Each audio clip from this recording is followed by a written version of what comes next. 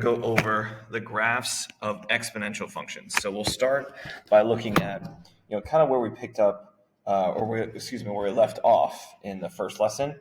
We actually graphed this one here. F of x equals a base of 2 raised to a power of x. And this is our exponential growth example. So kind of just to review for you, right, you'll notice that we're increasing the entire time. Our y-intercept is 0, 1. We have a domain of all real numbers, and the range is going to be from 0 to infinity, but not including 0 because of that horizontal asymptote of y equals 0. So that's no different. The one that we haven't really talked about yet is this exponential decay, right? You'll notice that this is decreasing the entire time as you move from left to right.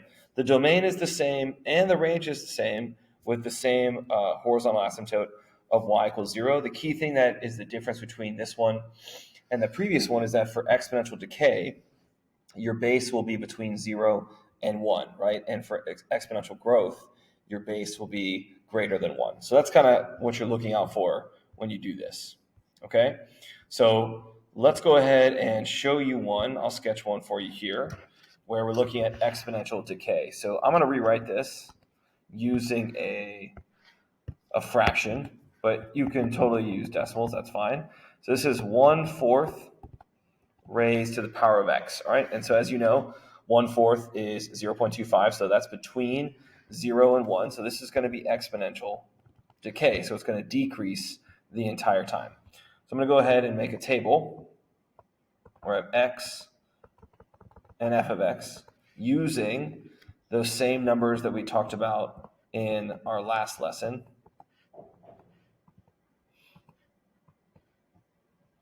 All right, so I'm going to start with my 1/4 to the 0 power, right? Anything to the 0 power is 1. 1/4 to the first power is 1/4. 1/4 squared is going to be 1/16, right? You do 1/4 times 1/4, which is multiply straight across, you get 1/16. And then 1/4 cubed is 1/64. So you're just noticing as we're moving to the right, we're getting smaller and smaller, right? Closer and closer to 0. Now, this one might be a little tricky, 1/4 to the negative third power. When you guys did this in probably in Algebra 2, you can actually rewrite this as you flip the base, right? So that 1/4 becomes 4/1, use the reciprocal, and then the power actually becomes the opposite sign. So in this case, 1/4 to the negative third power is the same as 4 cubed, which is 64. So this would be the same as 4 squared, which is 16, and this would be 4 to the first power, which is 4. All right, you should also notice, right, as you look down this table, you'll notice that as you look at the positives and the negatives, they're literally flipped. All right, so negative 3, positive 64 is off the grid, but negative 2, 16 is on the grid. And same with negative 1, 4. 0, 1 is obviously there. And then as we move this way, we're getting closer and closer to 0. So if we go and do the sketch,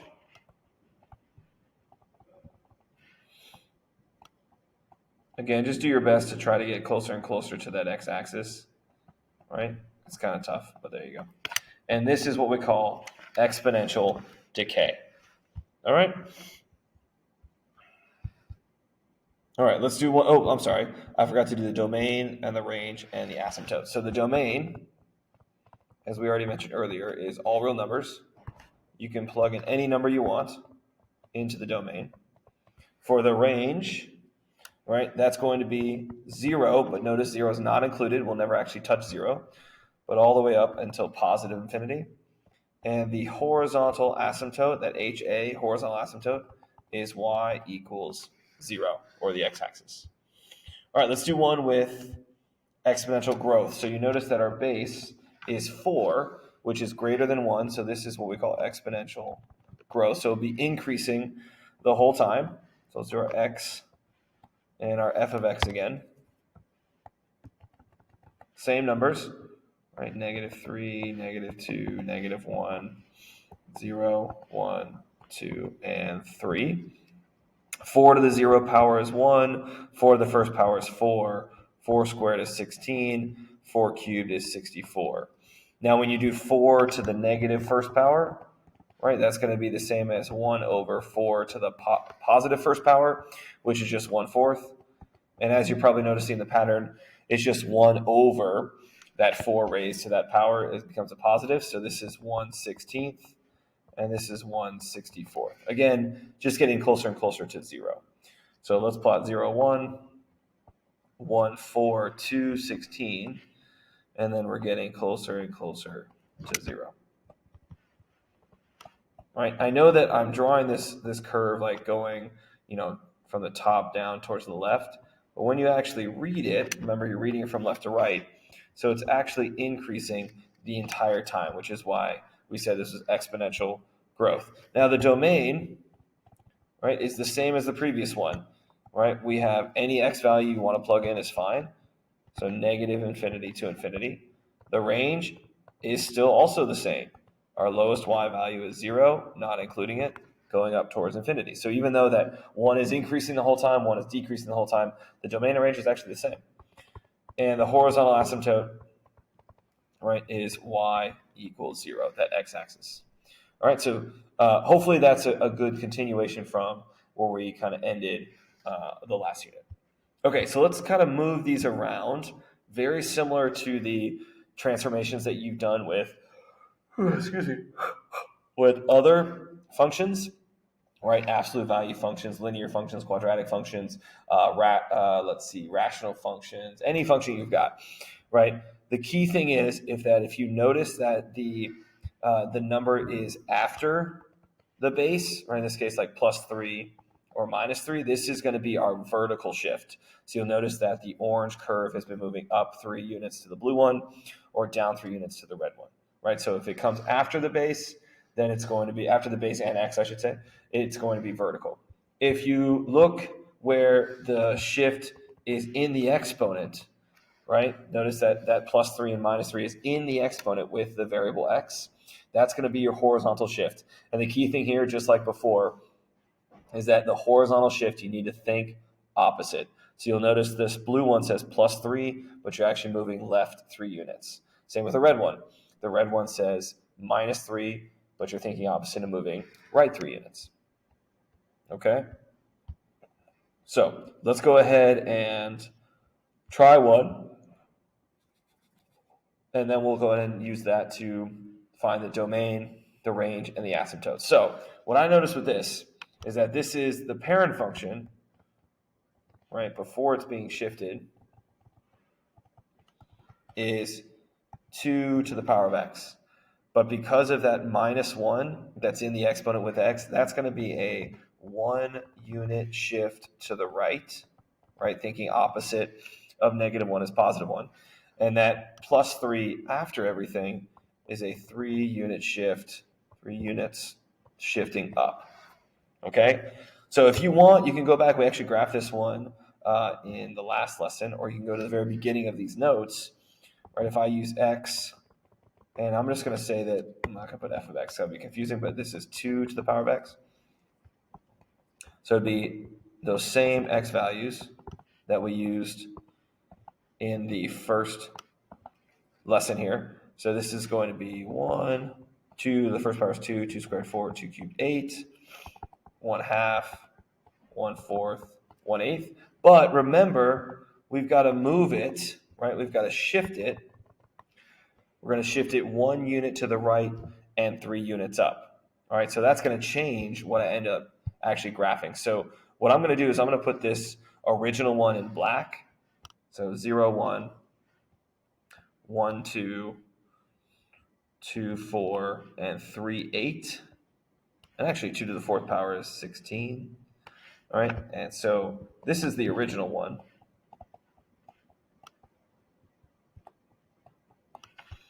All right, so that is going to be 2 to the power of x. So my other one, which is going to be shifted 1 unit to the right and 3 up, I'm just going to take all these points and move them 1 to the right and 3 units up. So 1 right, 1, 2, 3 up. 1 right, 1, 2, 3 up.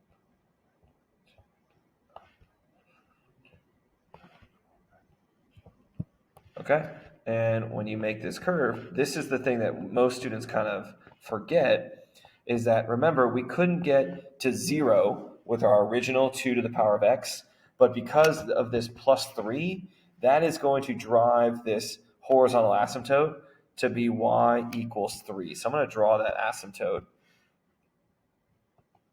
so that way you know not to draw your curve past this horizontal line. All right, so that's just something to kind of think about, is that a lot of students will just kind of forget that, and they'll just keep drawing it, towards the original asymptote.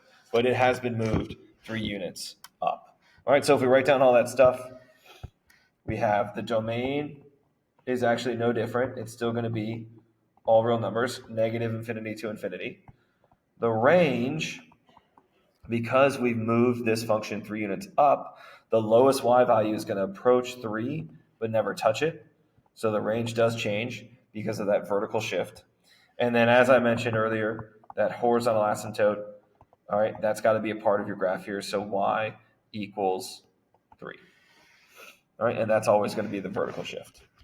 Okay, let's talk about another way to transform these, talking about stretching and compressing. We talked about this in the last unit, all right, and even really the one before that as well. If you put a number in front of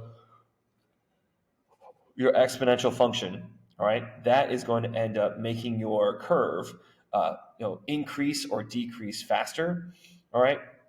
So in this case, if I have a number that's greater than 1, like 3 in that first one, right, that's going to make it, it's kind of hard to tell, but it does actually increase quicker than the orange one, all right? And then the compression, right, if I use a number that's between 0 and 1 in front, like this 1/3, you'll notice that it's going to increase at a slower rate, all right? So that orange one has been, you notice it's increasing still, but just not as quickly, all right?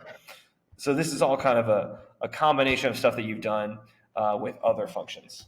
All right, so we've got our original function would be 4 to the power of x, but we're going to vertically compress it, right? This 1/2 in front means it's going to increase at a slower rate than the 4 to the power of x. This would be 1/2 times 4 to the power of x. So let's get our numbers here like we did before. And again, I'm trying my best to show you, the long way to kind of go about doing this, but you have the graphing calculator from Desmos that can show you kind of all this stuff a little quicker, and it can even make the tables for you.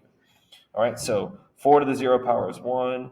This is 4, 16, and 64. Remember to use the reciprocals. And 1/64.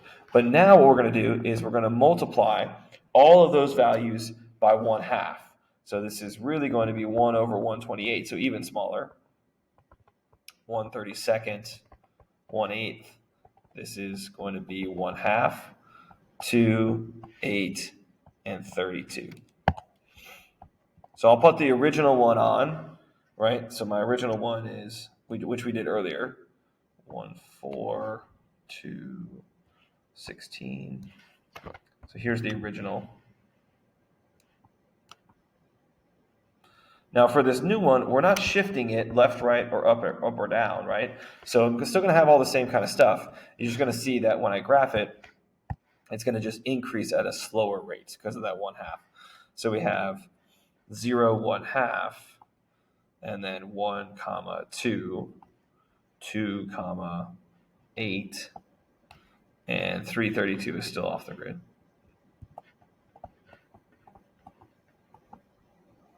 Kind of tough to see with the way the axes were presented here, but I think this one is this right here is what we're kind of doing.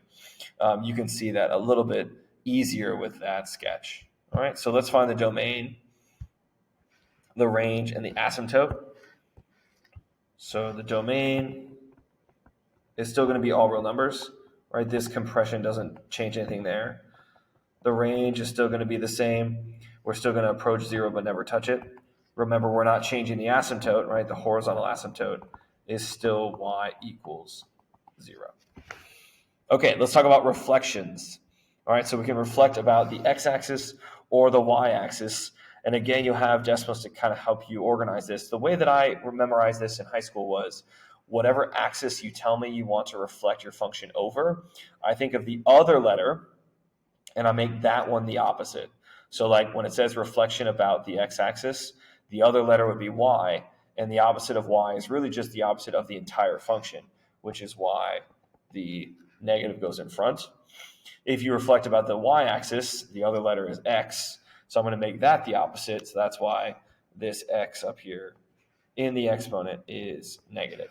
All right, you don't have to memorize that, it's just a way that I was able to memorize it in high school. So let's plot this first one, 1/4 to the power of x, which we have plotted already. So 1/4 to the 0 power is 1, and then 1/4 to the first power is 1/4, right? So this is exponential decay. So this would be there, so something like this. Again, I'm just trying to show you the sketch of it. All right, and it wants us to reflect this over the x-axis.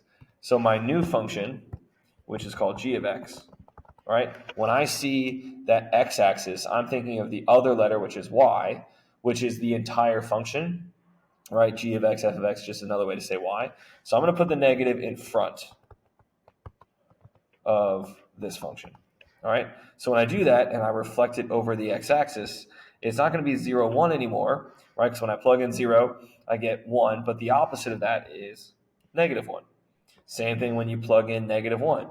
You get 4, but the opposite of that is -4. All right, so same thing on all of these. All right, those just don't have to reflect as far. Excuse me. All right, so that one in blue is our reflection about the x-axis. All right, so let's do the domain. All right, now again, even though it looks different, very different, right? It is still going to be all real numbers. You can plug in any value for x and get a y value, so no issues there. In terms of the range, this is where it can be a little tricky. Our lowest y value, because we're going down forever, our lowest y value is actually -infinity, and our highest y value is still approaching 0 but never touching it. And then for the horizontal asymptote, still y equals 0. All right, so there's one example of a reflection. So this kind of summarizes all of those different transformations in this nice table here for you. All right, we talked about the shifting horizontally and vertically, talked about stretching and compressing, reflecting as well.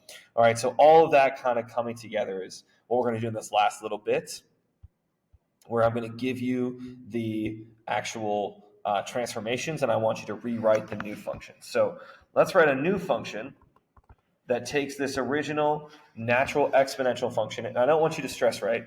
We already mentioned e is approximately 2.7183. All right, so this is still exponential growth. All right, and we're going to vertically stretch it by a factor of 2. So I'm going to write 2 and then e. It's reflected across the y-axis. So in my brain, I'm thinking the other letter from y is actually x, so I make that x the opposite. So you'll notice I'll do that. And then I'm shifting it up 4 units, so +4 on the outside. So let's go ahead. What I'm going to do is I'm going to sketch using Desmos the original one. So f of x, I guess I should use different color. I'm going to do the original sketch, which is e to the power of x, and then I'll sketch my new one. All right, so let's go and type in e to the power of x in Desmos so you can see what that looks like. So we have e to the power of x. All right, so there's that one. And then we've shifted it by doing 2 times e raised to the -x power plus 4. Let me get the colors the same so we feel good about that. This one's actually going to be blue. This one I'll do black. All right, so let's kind of do it the slow process here. So the first thing we said we're going to do is we're going to vertically stretch it. So you can see that it's increasing at a faster rate there. Then we said we were going to do the reflection over the, let me change colors, over the y-axis.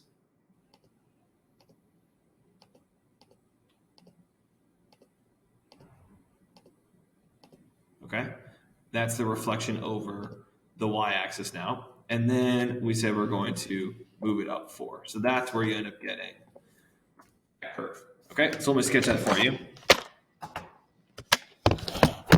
So my original e to the x function, right, is going to be like this. Remember, it's exponential growth. All right, and then my new one, my g of x, right, so my g of x function is going to be looking like this.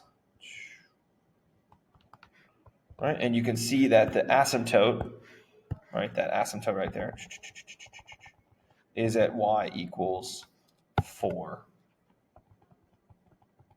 All right, so let's write down the asymptote, which we just said was y equals 4. The domain for my new one is still going to be all real numbers, negative infinity to infinity. But the range is going to be a little different because our lowest y value is going to approach 4, not touch it, but then go up towards positive infinity. All right, so that's this process here. I know I did, you don't have to sketch it. I just want to show you kind of what's happening. Let's do the same thing for another natural exponential function. Let's do, I'll call it g of x again. So we're going to compress it vertically by a factor of 1/3. So put 1/3 in front of e to the power of x. And then we're going to reflect it across the x-axis. So the other letter would be y. That's the opposite of the entire thing. So I put that in front, that negative in front of it. All right, and then I'm going to shift it down 2 units, which is going to be -2. So if I were to sketch that, I can put the original one on. So f of x equals e to the power of x. All right, so like this, probably a little bit steeper. And then for my one that I'm reflecting here, so I'm going to make it compress vertically, so it's going to not rise as quickly. All right, and then we are going to reflect it across the x-axis. All right, so that's going to put it down here. All right, and you can't see where I'm going, and then down 2 units. So let's type that in so we can see what ends up happening.